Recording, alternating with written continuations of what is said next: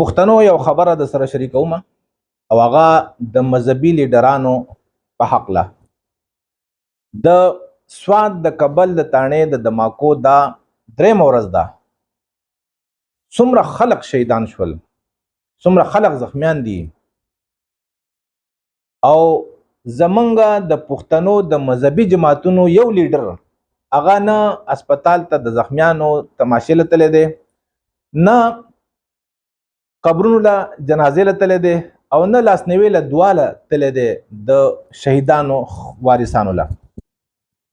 نه په اخبار کې او په ټي وي کې د دې واقعې مذمت کړی دی، نه د مگرمچ هغه اوښ کې څه سولی دي.